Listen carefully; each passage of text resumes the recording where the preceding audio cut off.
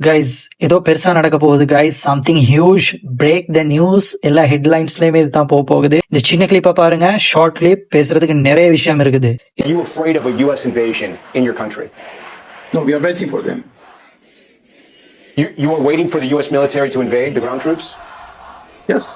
ஈரானோட foreign minister Abbas Araghchi என்பிசிக்கு ஒரு interview கொடுத்திருக்கிறாரு கைஸ். அதுல இன்டர்வியூவர் கேட்கிறாரு வந்துட்டு, அமெரிக்காவோட ராணுவ படை ஈரான்குள்ள வந்தா, அதாவது தரைவழி மூலமாக வந்தா நீங்க பயப்படுவீங்களா அப்படின்னு சொல்லி கேட்கிறாரு. அதுக்கு அப்பாஸ் அராச்சி சொல்றாரு, we are waiting for them.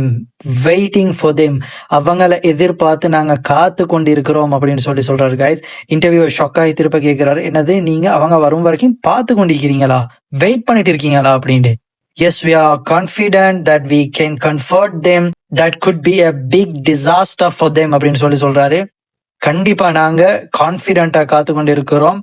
அவங்க வந்தாங்க அப்படின்னு சொன்னா அது அவங்களுக்கு மிகப்பெரிய ஒரு பேரழிவாக இருக்கும் அப்படிங்கிற விஷயத்த பதிய வச்சிருந்தாரு காய்ஸ். இது வந்துட்டு வேற லெவல்ல ஒரு ஸ்டேட்மெண்ட் ஒன்று கொடுத்திருக்கிறாரு. பகிரங்க யுத்த அறிவிப்பு ஒன்று கொடுத்திருக்கிறாரு. 7 முண்டா வந்து மோதி பாருங்க அப்படிங்கிற மாதிரி. என்னன்னு சொன்னா வெஸ்டர்ன் மீடியாஸ் எல்லாமே ஈரான் தோத்துருச்சு, அடி வாங்கிருச்சு அப்படிங்கிற மாதிரியான ஒரு பிக்சரை காட்டிட்டு இருக்கு. யூஎஸ் இஸ்ரேல் வந்துட்டு அவங்க அட்டாக் பண்ணினதை காட்டி ஏன் அட்டாக் பண்ணிட்டாங்க அப்படின்னு சொல்லி ஜஸ்டிஃபை பண்ணி கொண்டு இருக்கக்கூடிய ஒரு தருணம் இது. சோ அப்பாஸ் அராச்சி இப்படி சொல்லி இருக்கிறாரு. அதே மாதிரி கைஸ், சைனா ரஷ்யா ஈரானுக்கு வந்துட்டு ஹெல்ப் பண்ணுதா அப்படிங்கிற கொஸ்டனையும் இன்டர்வியூவர் முன்வைக்கிறாரு. அதுக்கு வந்துட்டு சைனாவை பத்தி எதுவுமே சொல்லல காய்ஸ். ரஷ்யாவை பத்தி சொன்னாரு. எஸ், ரஷ்யா எங்களுக்கு ஹெல்ப் பண்ணிக்கிட்டு இருக்கு, ஃபியூச்சர்லயும் ஹெல்ப் பண்ணும் அப்படின்னு சொல்லி நான் ஹோப் வைக்கிறேன் அப்படின்னு சொல்றாரு. அதோட அது முடியுது காய்ஸ். இதை கொஞ்சம் டீட்டெயிலா பார்ப்போம் இது என்ன அப்படிங்கிற விஷயத்த. ஸ்பெஷலாக ஃபர்ஸ்ட் வந்துட்டு என்ன அப்படின்னு சொல்லி பாத்தீங்கன்னு சொன்னா காய்ஸ், டிப்ளமேட்ஸ் பேசும் பொழுது எப்பொழுதுமே டிரெக்ட் மீனிங் வந்துட்டு எடுக்கக்கூட. நான் என்னோட எல்லா வீடியோஸ்கள்லயுமே சொல்றது. அதாவது இப்ப அவர் சொன்ன விஷயம் என்ன அப்படின்னு சொன்னாங்க. ஃபர்ஸ்ட் என்ன அப்படின்னு சொன்னா கைஸ், அவர் சொன்ன விஷயம் வந்துட்டு இன்டர்வியூ கேட்டாரு, அமெரிக்கன் ஃபோர்ஸஸ் வந்துச்சுன்னு சொன்னா நீங்க ஃபைட் பண்ணுவீங்களா இல்ல ஒதுங்கி போவீங்களான்ற மாதிரி தானே கேட்டாரு. அதுக்கு அவர் சொன்ன விஷயம், we are waiting for them. நான் கான்பிடண்டா இருக்கோம், வந்தா கண்டிப்பா திருப்பி அடிப்போம் அப்படிங்கிற மாதிரி. இந்த மாதிரியான ஒரு கருத்தை அவர் முன்வைக்க மாட்டாரு. அந்த கருத்திலே விளங்குது அவங்க எவ்வளவு கான்பிடண்டா இருக்காங்க அப்படிங்கிற விஷயம். அடுத்தது ஹானஸ்டா ஒரு விஷயத்த சொல்லணும் கைஸ். இது உங்களை ரொம்ப பேர் ஏற்றுக்கொள்ள மாட்டீங்க, இருந்தாலும் ஃபேக்டரை சொல்லித்தானே ஆகணும் கைஸ். ஈரானும் யுஎஸ்ஏவும் வந்துட்டு டிரெக்டா வார்க்குள்ள இன்வால்வ் ஆயிடுச்சு அப்படின்னு வைங்களேன். அதாவது வான்பறைப்பு தாக்குதல்ல வந்துட்டு ஈரானால யுஎஸ்ஏவை கண்டிப்பா டிஃபீட் பண்ண முடியாது அப்படிங்கிறது யதார்த்தம் கைஸ். அதுவே அமெரிக்கன் பேசஸ், மிடில் ஈஸ்ட்ல இருக்கக்கூடிய அரப் கண்ட்ரீஸ்ல இருக்கக்கூடிய அமெரிக்கன் பேசஸை இவங்க அடிச்சு காலி பண்ணுவாங்க. அதுல எந்த மாற்று கருத்துமே இல்லை. இஸ்ரேலுக்கும் அடிச்சு காலி பண்ணுவாங்க. இது இன்னும் கொஞ்சம் உக்கிரம் ஆயிடுச்சு அப்படின்னு சொன்னாலுமே கூட அடிச்சு காலி பண்ணுவாங்க, அதுல மாற்று கருத்து இல்லை. ஏன்னா இவங்களோட கெப்பாசிட்டி அந்த அளவுக்கு இருக்குது. ஈரான் வந்துட்டு இதே டிரெக்டா யுஎஸ்ஏவோட ஒரு வாருக்கு போகும் அப்படின்னு சொன்னா கைஸ், அன்லஸ் அது வந்துட்டு தரைவழி மூலமாக இருந்தா கண்டிப்பா ஈரான ஒரு ஆணிய கூட யுஎஸ்ஏவால புடுங்க முடியாது. அது தரைவழி தாக்குதலாக இருந்தா கண்டிப்பா ஈரான் அடிச்சு தூக்கும். அதுவே வான்வழி தாக்குதலாக இருந்தா யுஎஸ்ஏ வெத்தும், அதுல மாற்று கருத்து இல்ல கைஸ். நிலைமைகள் எல்லாம் இறைவனுடைய கையில இருக்குது, தலைகெல்லாம் மாறி கூட நடக்கலாம். ஹிஸ்டரி நடந்திருக்குது அந்த மாதிரி நிறைய விஷயங்கள்.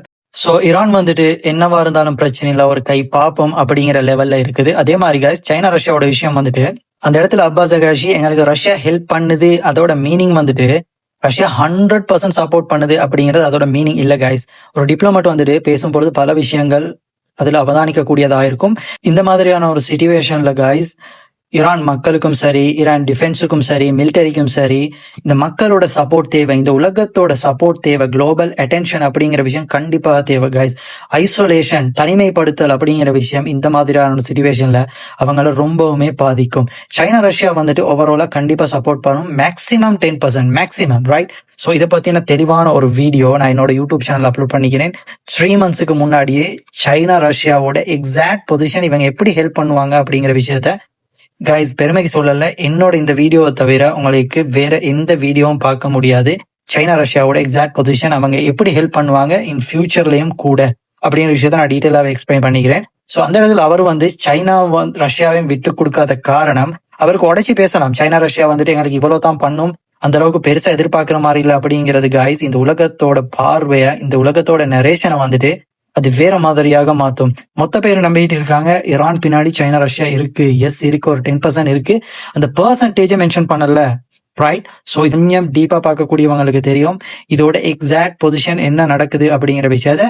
ஸோ அந்த இடத்துல அவர் சைனா பத்தி எதுவுமே சொல்லல, ரஷ்யா பத்தி சொன்னாரு, எஸ் பண்றாங்க அப்படிங்கிற விஷயம். அது வந்துட்டு யூஎஸ் இஸ்ரேலுக்கு பண்ற மாதிரி இருக்காது. அந்த ரிலேஷன்ஷிப், அந்த அலையன்ஸ் வந்துட்டு வேற லெவல்ல இருக்குது. அதனால தான் இஸ்ரேலுக்கு வந்துட்டு இந்த வாரை கண்டினியூ பண்ணிட்டு போற மாதிரி இருக்குது. அப்படி இல்லைன்னு சொன்னா இஸ்ரேலால தனியா வாய்ப்பே இல்லை காய்ஸ். ஸோ வரக்கூடிய நாட்கள் வந்துட்டு காய்ஸ் நிறைய சர்ப்ரைசஸை வச்சு எங்களை பார்க்க போகுது. இந்த உலகம் எதை நோக்கி பயணிக்குது அப்படிங்கிற விஷயம் ரொம்பவுமே ஆச்சரியமாக இருக்குது காய்ஸ். யாருமே விட்டு கொடுக்க மாட்டேன்றாங்க. நியாயம் ஈரான் பக்கம் நிக்குது. மக்கள், உலக மக்கள், மனிதநேயம் எல்லாம் அந்த மக்கள் பக்கம் நிக்கணும், ஈரான் பக்கம் நிக்கணும், பலஸ்தீன் பக்கம் நிக்கணும் அப்படிங்கறதான் யதார்த்தம். அதுதான் ஜஸ்டிஸ். ஸோ இன்னொரு வீடியோல சந்திப்போம் கைஸ். இந்த சேனலை ஃபாலோ பண்ணிக்கோங்க. கமெண்ட் பாய் SL யூடியூப் சேனலுக்கு சப்ஸ்கிரைப் பண்ணுங்க. இன்னொரு வீடியோல சந்திப்போம்.